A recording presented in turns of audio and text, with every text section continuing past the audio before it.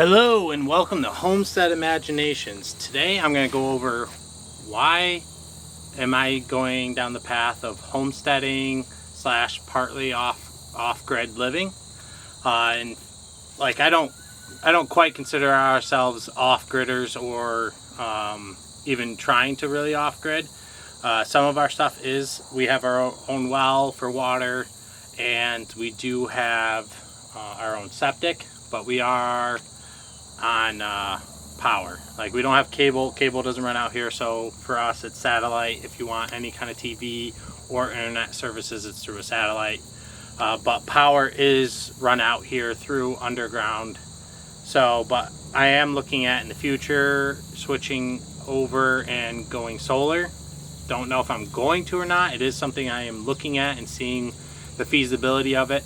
We get basically all day sun here, so it would work. I have an open, I wouldn't put it on the house. I put it out in the yard or the field, but I haven't like fully made a decision on that. I've just kind of started looking into it, but for the most part I'd really just consider us more just homesteaders, because we're also not like disconnected from society, and honestly trying to do the opposite of really, like, you know, what I've seen others do.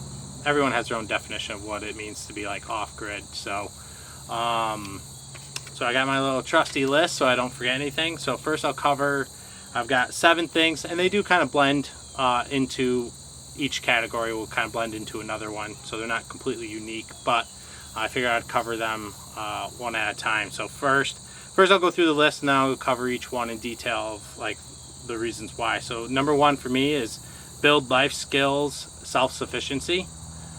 2, healthier food. 3, community. 4, save money on food. That's a hot one there. Keep active. Number 6, joy, happiness. And 7, nature, getting more in touch with nature. So for the first one, building life skills, self-sufficiency. Basically, like when I got out of college, and I started actually for the first time becoming an adult at a later age than, like, say if you got out of high school and you went right into trades and stuff, like you were becoming an adult right then and there. But if you go to college, you're pretty much prolonging becoming an actual adult. And being an adult is more than just being mature. It's living life and being, you know, starting to become self-sufficient, at least to some degree, being able to live on your own, be able to make your own meals and stuff. So when I got out of college and started living, trying to start my life as being an adult, like, I realized really quickly I was really behind the 8 ball. I did not grow up trying to learn any skills. I had the abilities, I had the capabilities of learning from people, learning from my dad how to do a lot of stuff, but I just wasn't into it. I was just very lazy and just not motivated, didn't really know what I wanted to do with life. So I just, you know, wasted a lot of my youth playing video games and not really striving for anything. I didn't have any goals for life at all. I just knew, because we were beat over the head in high school, that if you didn't go to college, you were an idiot, and you were going to be a loser. You weren't going to have a great life if you didn't go to college, which is not the truth at all. I know plenty of people who did not go to college and are intelligent people and make a good living, because you don't need to go to school and get a piece of paper to tell you that you're smart. If you're smart, you know you're smart. And you don't have to know everything in the world. You just need to know and gain a skill set.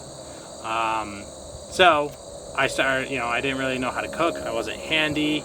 My plan all along was like, oh, I'll get a great job and I'll just pay people to do all these things. I'll pay a plumber, I'll pay an electrician, I'll pay a contractor to do all this stuff, and, you know, I'll have all this money. And then I get out of college and I realize, well, a lot of your money goes towards taxes. So before you even get your paycheck, a lot of your money's taken out through taxes, which, I mean, I had worked up to this point, but I didn't pay attention to it. I was a kid.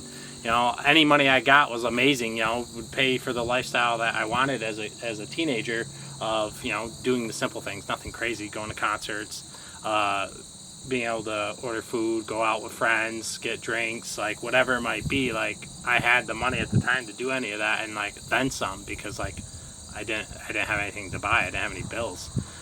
So then I started paying bills. I started paying my student loans, and then really realized like, wow, like I really like screwed myself. I took out a lot of student loans, and I did not know the difference between the different kinds of student loans, and I took ones with very high, double-digit interest rates. I took out loans that were gaining interest while I was in college. I had some that waited until at least you graduated before the interest started, but I had loans that were accumulating and growing before I even graduated. So I made a lot of mistakes growing up. I didn't look at anything. I just didn't care. I was just going through life, really. And I started finding kind of direction in college. Like my last couple of years, I finally found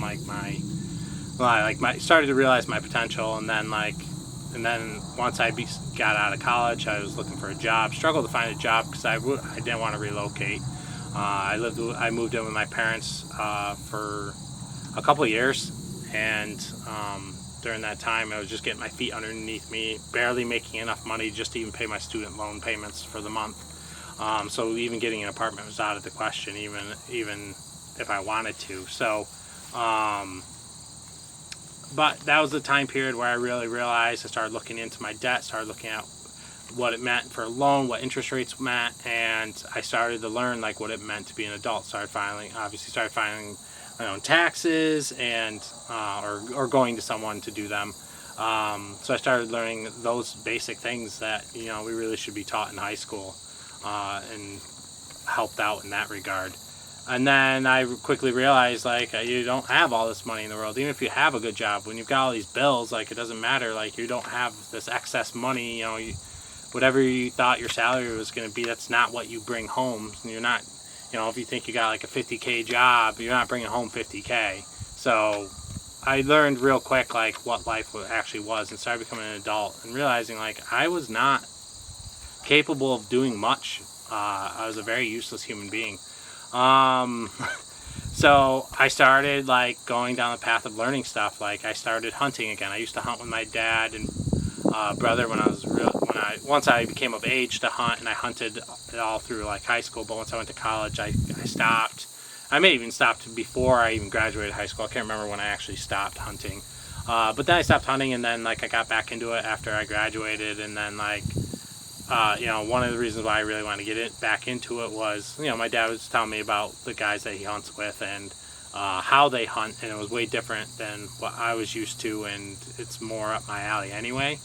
And then I was also like, well, I can't forage for food, I can't hunt, so if I ever needed to, like, I don't have those skills. So like that was the main drive for me to get into it, was for that purpose.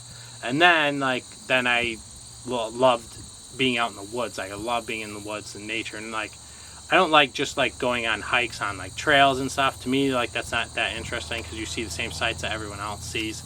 I like to go into the woods and just explore, not necessarily see something that no one else has seen, but like if it's a trailhead and you got a trail path that everyone knows about and everyone hikes, then you're not really seeing anything that a lot of people already haven't seen, and you quite don't see all of nature. So I like just going and wandering through the woods. And then like I started to try and get handy things for breaking in the house, or things needed to be repaired or fixed or upgraded, and so I started building those skills. And that was the start of that. And then when we bought this house, my wife talked me into getting a garden. I wasn't interested in doing a garden at all. We put in our first garden, and I absolutely fell in love with it. And I was like, oh yes, like growing your own food, like that's another part of being self-sufficient. So as I'm building all these other skills, like I'm learning that, learning to grow my own food, and eventually like I think I will be getting into like having meat chickens and harvesting those. And so like then I'll be, not only will I be growing food, but I'll also be raising food and harvesting it. So like that's all vital life skills that I just want to have in my back pocket. Hopefully I would never need to live in a world where that is like, you either know how to do that or you will not make it. But I just want to have it just that way it's there in my back pocket. And so those are all the things like I started going down the path of. And then homesteading, I started watching videos, and I was like, all right, like I see all these other people doing it and what they're doing, and I was like, all right, I could start to learn how to do that. I could do that, and I want to do that. Those are good skills to acquire. And while you're homesteading, you got to be thrifty. You got to be you got to have an imagination and think about how you can use some random stuff that you've been holding on to in your garage or wherever you hold things, and be like, all right, how could I use that for this project that I'm working on? And you know, so you get to use your imagination, your creativity, and help design and build the next foundations or infrastructure for whatever you're doing. So that's number one. That was building life skills, self-sufficiency. Like I think it's very important. So number two, healthier food. The food that we get is, it's old. It's not fresh produce, and it's pumped with a lot of preservatives. And I don't think it's healthy to have us as human beings, or even other creatures, our pets, to be eating such food that is just pumped with all these different things, preservatives, GMOs, to help get the biggest growth, so these businesses make the most money, and that's what it's come down to. Our food has become a source of just making money and not about providing food for people, and still making a living. But this country and maybe even the world has just gotten very greedy. And things they taste different. They taste better. Like eating something fresh out of your garden that is completely organic. Even stuff that you buy in the stores, like just because it says organic, like they could still be using stuff on their plants as pesticides that are organic, but maybe they're not actually organic. So for me, like I put nothing. I literally put nothing on my plants.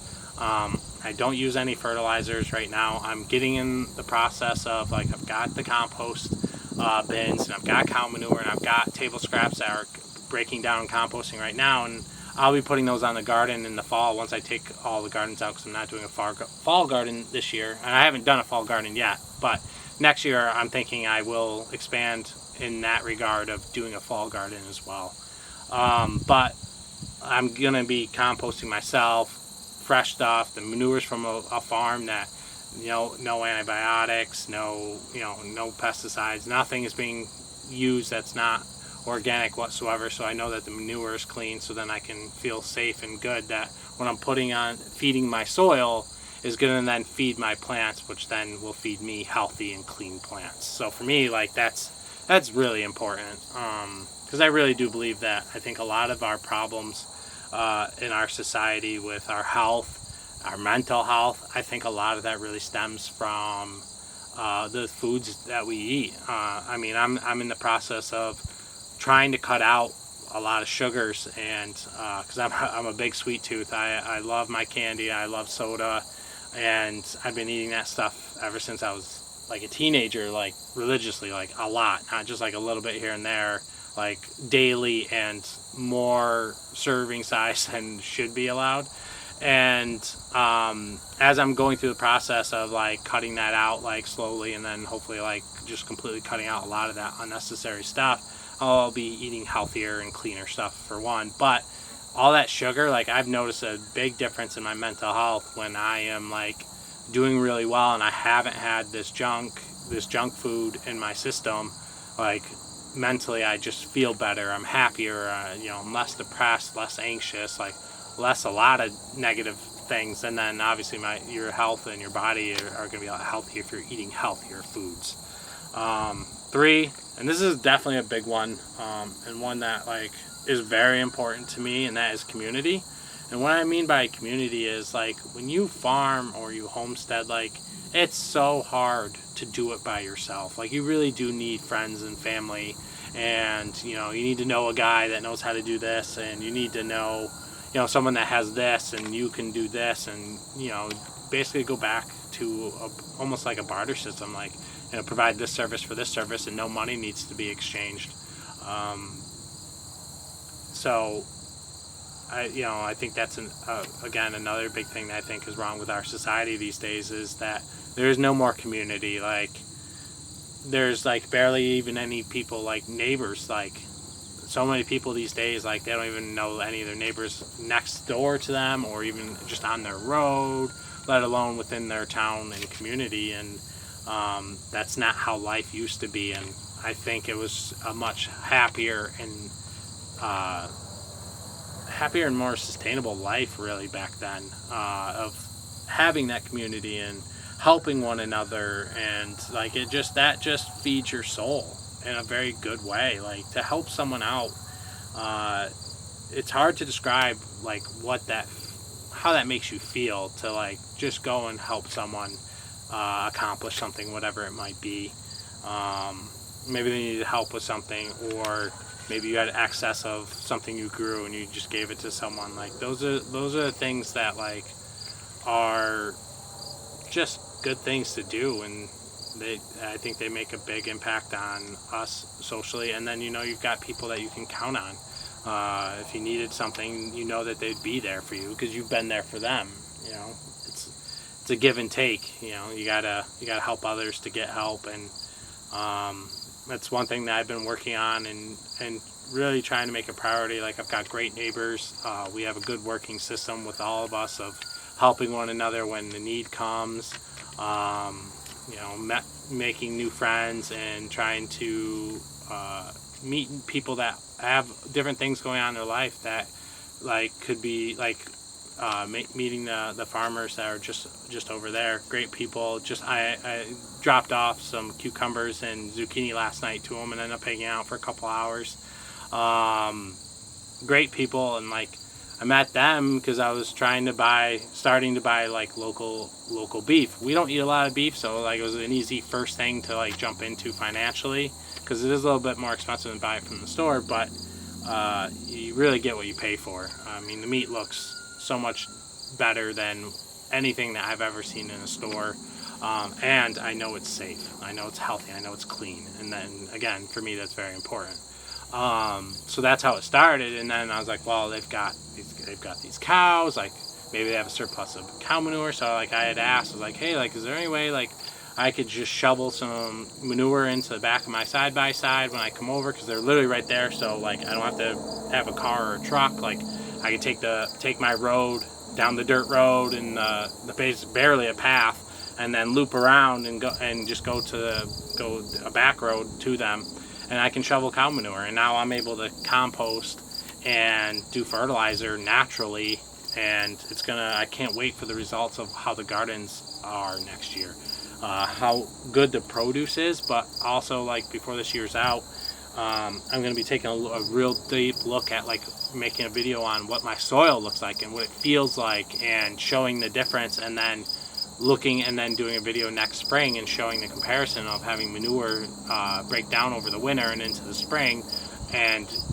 get mixed into the soil, and how much it helps my soil. I have clay soil, so I need that amendment anyway to help make it where you're feeding it, which I mean clay soil's got a lot of nutrients anyway, but give it even more nutrients, but mostly allow for it to drain better and be a lot not so impacted and loose, so that way your roots will grow better, and so then your plants will grow bigger and they'll be healthier because they'll also be getting the nutrients. So and then like I said, like I gave them some veggies that I had extra and was talking with them. They have chickens. I'm about to get chickens in the spring, so we had a long conversation about like how what's their coop setup like, and how what are some issues that they've run into. So getting like first-hand knowledge of someone in my area. I've watched a ton of videos online.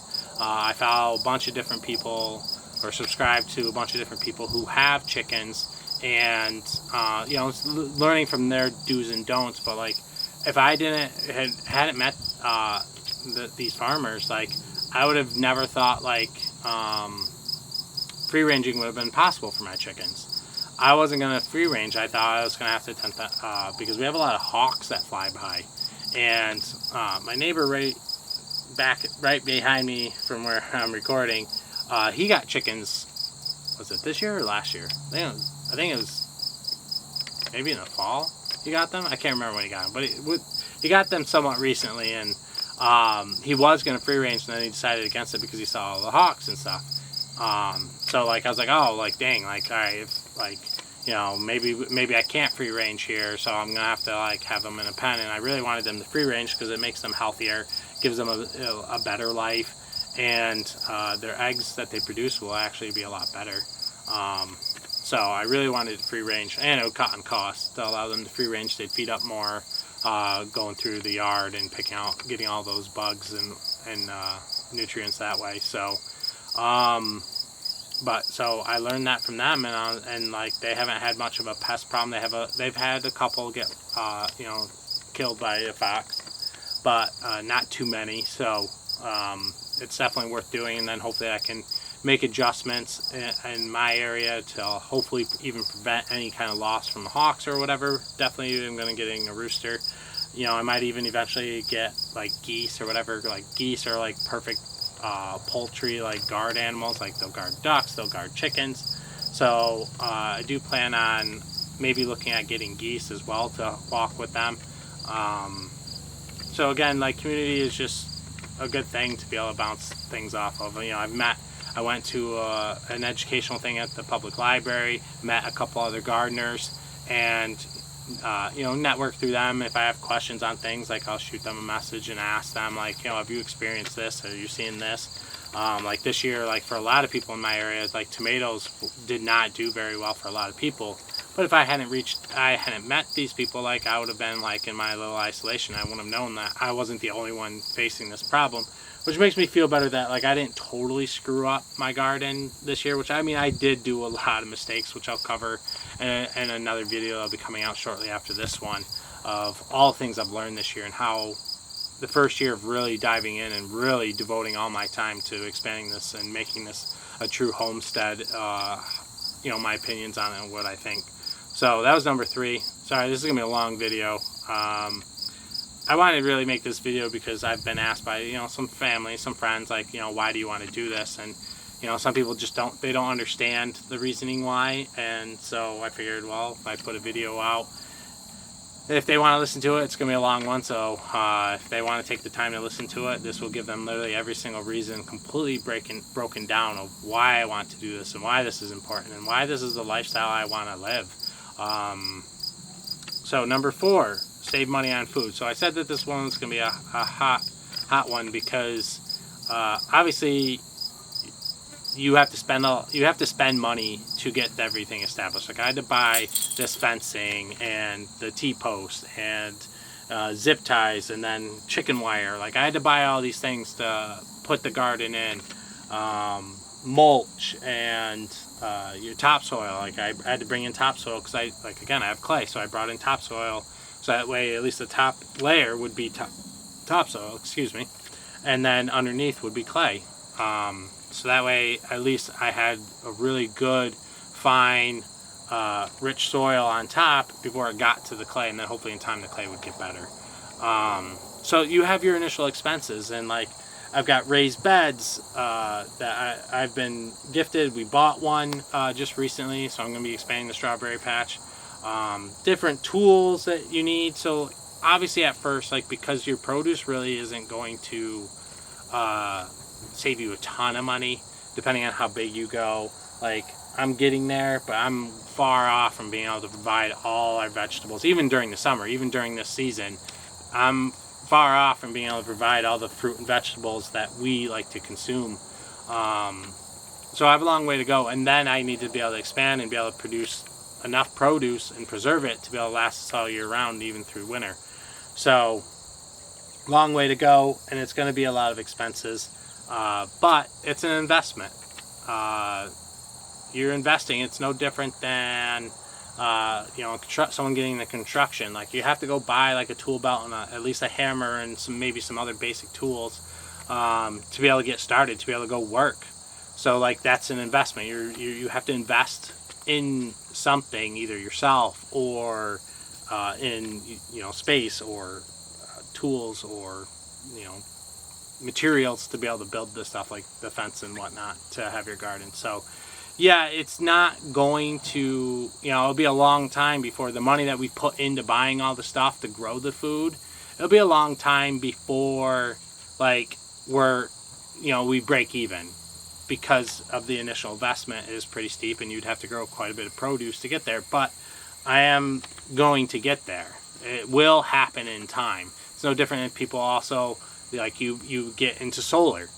Yeah, you pay on your solar for however many years, and you're paying on it as if you're paying the electric bill. So your bill doesn't change, but now you're basically paying for your solar that you bought. And then once the solar's paid off, then you start hitting like profit. Then you're saving money. So it's still an investment, and in time, like, I will save money. And especially as I get better at this, I get more into it. Like this year, I grew everything from seed, so I bought seed packets. But the 2 previous years, we bought seedlings from a nursery. So that's a little bit more expensive to buy those. And at that point, if you're buying, and our first year, like, we did buy fertilizer, we did buy the plants and a bunch of other things, like the materials, the stakes, everything involved in getting your garden. Like, there's a lot of money invested into that. And so that's a bigger cost. It's a lot harder to recoup your money when you are putting a lot of money into it. So I stopped doing fertilizer, and now this year I started growing from seed. I did buy seed packets, so I got started, but eventually I will be switching. I'll probably still buy some seed packets here and there, try new varieties and see which ones I like. But then I will then switch and get into, once these seeds start to either expire because they're just no longer working, or they get to a point where I run out. I will then start harvesting my own seeds, which then is even better, because once you harvest your own seeds, the genetics that plant went through, and the climate and the weather and everything, that your soil, everything it lived in, basically all that information is stored in itself and then passes it down to the seed. So then the next seed, if you preserve and get your seeds correctly, where like you only let like that plant pollinate with itself, so you got you put like a cover over your flowers, a couple flowers, so that way you can pollinate. So that way you don't get, like, if you have multiple kinds of peppers or multiple kinds of like squashes or multiple kinds of like anything really, tomatoes, if the bees could cross pollinate from one type of tomato to another type of tomato, so then like you harvest those seeds thinking it's the one kind, but it's actually a mixture of between the two, because they weren't isolated. So you got to isolate and then be able to get your seeds that way. So you got to mark it and keep it protected, so that way you can get the harvest that you're looking for and get the seeds that you're trying to grow. And then that'll save you money. Then you're not buying seeds anymore. And now that I'm getting into composting and I've got access to cow manure, like, I'm going to be able to feed all my plants, a very awesome and very healthy, and like one of the best things you can do. And I'm going to be getting chickens, so I'm going to be able to have chicken manure and put that in. We did finally get the bunny, so that it's straw for its bedding and like little wood chips for its bedding, and then all its poop, like, that can go right into the compost, its poop can go right into the garden. It doesn't even need to compost. So all those natural things are going to be able to feed my soil. So I'm cutting the cost there. And then obviously with chickens, like, I've seen online, like, my $1,000 first chicken egg or whatever, because it takes a lot to invest in your chickens. But in time, when eggs are $4, $5, $6 or whatever in the grocery store for a dozen, it's not going to take too long to get your money back as you're going through that. And yes, you have feed, so that's obviously every time you have to buy feed, that's going to put more onto the negative side. But in time, they will pay for themselves. But again, like with your food, yes, it's an investment, and yeah, it might not save the most amount of money, but a couple things that it does, which this is where it's going to cross into some of my other items here, is joy and happiness. Like, I get so much happiness from doing this, and nature. I'm getting closer with nature. I'm learning how to grow things and work with nature and learn from nature and see the signs from nature of like what plants need or don't need, or what didn't work. Like, if you got your eyes open, you can see things and see what is going on with your plants and start to learn that and learn nature. and then you're getting healthier food, but you really can't put a price on that. Knowing that you are feeding your family healthy food that you know is completely clean, has no GMOs, has no preservatives, none of that stuff that could be very harmful to us,